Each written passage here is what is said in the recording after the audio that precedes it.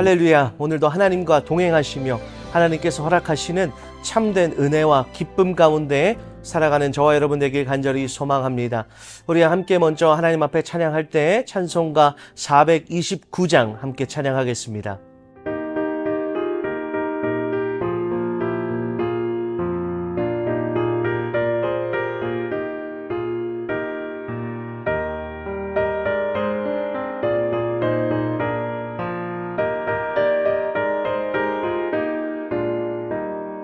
세상 모든 풍파 너를 흔들어 약한 마음 낙심하게 될 때에 내려주신 주의 복을 세어라.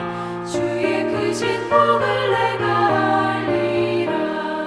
받은 복을 세어봐라. 그 주신 복을 내가 알리라. 받은 복을 세어보아라. 주의 크신 복을 내가 알리라. 세상 권세 너의 앞을 막을 때 주만 믿고 낙심하지 말아라. 천사들이 너를 보호하리니 염려 없이 한번 보고 나가라. 받은 복을 세어보아라. 그 주신 복을 내가 알리라. 받은 복을 모두 세어보아라. 주의 크신 복을 내가 알리라.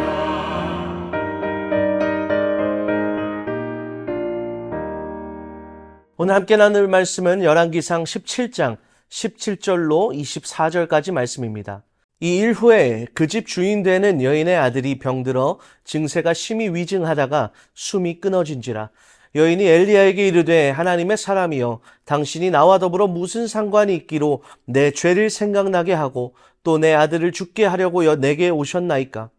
엘리야가 그에게 그의 아들을 달라 하며 그를 그 여인의 품에서 받아 안고 자기가 거처하는 다락에 올라가서 자기 침상에 누이고 여호와께 부르짖어 이르되 내 하나님 여호와여 주께서 또 내가 우거하는 집 과부에게 재앙을 내리사 그 아들이 죽게 하셨나이까 하고 그 아이 위에 몸을 3번 펴서 엎드리고 여호와께 부르짖어 이르되 내 하나님 여호와여 원하건대 이 아이의 혼으로 그의 몸에 들어오게 하옵소서 하니 여호와께서 엘리야의 소리를 들으시고 그 아이의 혼이 몸으로 돌아오고 살아난지라. 엘리야가 그 아이를 안고 다락에서 방으로 내려가서 그의 어머니에게 주며 이르되 보라 내 아들이 살아났느니라. 여인이 엘리야에게 이르되 내가 이제야 당신은 하나님의 사람이시요 당신의 입에 있는 여호와의 말씀이 진실한 줄 아노라 하니라. 아멘. 이런 말이 있습니다. 인생지사 세옹지마. 아마 다 아시는 말일 겁니다. 인생에서 마주하는 길흉화복은 변수가 많고 예측하기 어렵다라는 것이죠. 좋은 일이 생기다가도 나쁜 일이 생기고 나쁜 일이 있다가도 좋은 일이 생기고 찾아오는 것이 우리의 인생이라는 것입니다. 그래서 인생은 파도와 같다라고도 말합니다. 잔잔하고 평온할 때가 있는가 하면 거센 파도가 몰아칠 때도 있다는 것이죠. 그래서 인생의 모진 풍파를 많이 겪은 사람을 보고 파도 많은 인생이다라고 하는 것일지도 모르겠습니다. 오늘 본문의 사르밧 과부의 인생을 살펴보면 참으로 인생지사 세옹지마라는 말이 딱 들어맞는 것 같습니다. 물론 우리가 이 사람의 인생을 전부 다 알 수는 없습니다. 성경이 그것을 기록하고 있지도 않습니다. 그러나 열왕기상 17장의 내용으로 추론해 보았을 때 첫 번째로 우리는 그녀가 과부라는 것을 알 수 있습니다. 그녀도 한때는 사랑하는 남편과 또 아들과 행복한 가정생활을 했을 것입니다. 그러던 중에 그녀의 삶에 큰 어려움이 찾아옵니다. 바로 사랑하는 남편이 죽은 것입니다. 그 당시의 사회가 남성 중심의 사회라는 것을 생각해 볼 때, 그리고 율법이 고아와 과부를 돌보라고 명령하고 있는 것을 볼 때, 남편을 떠나보내고 혼몸이 된 그 여인이 생계를 이어가기 위해 살 수 있는 일이란 거의 없었을 것입니다. 당연히 심각한 생활고에 시달렸을 것입니다. 그것을 어디에서 알 수 있나요? 엘리야 선지자가 이 집을 방문했을 때 그녀가 이렇게 얘기합니다. 열왕기상 17장 12절 말씀입니다. 그가 이르되 당신의 하나님 여호와께서 살아계심을 두고 맹세하노니 나는 떡이 없고 다만 통에 가루 한 움큼과 병에 기름 조금뿐이라. 내게 나뭇가지 둘을 주어다가 나와 내 아들을 위하여 음식을 만들어 먹고 그 후에는 죽으리라.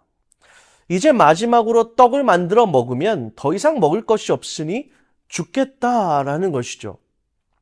그런데 인생은 세옹지마죠. 이러한 상황에 엘리야라는 선지자를 만나게 됩니다.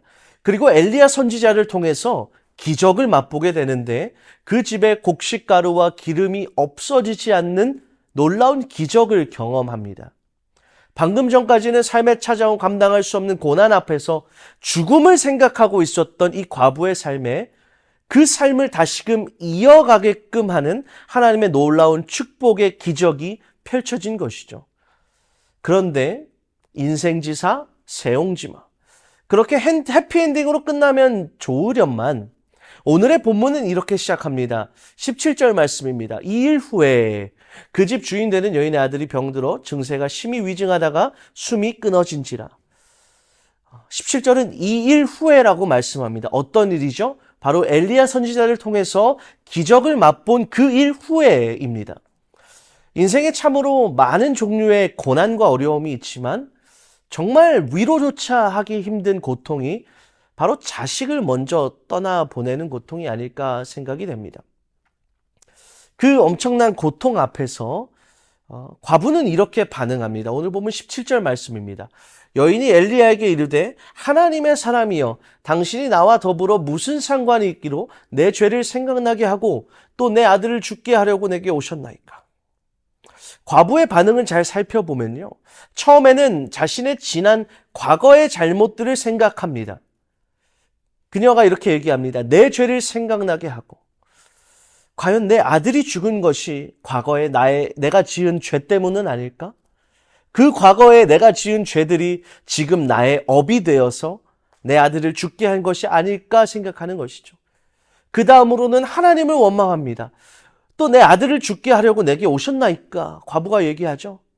이것은 무슨 말입니까? 당신 하나님의 사람이라면서 하나님의 선지자라면서 왜 내 아들이 죽게 그냥 내버려 두는 것입니까? 라는 것이죠. 그런데 이 과부의 반응이 사실 우리의 반응입니다.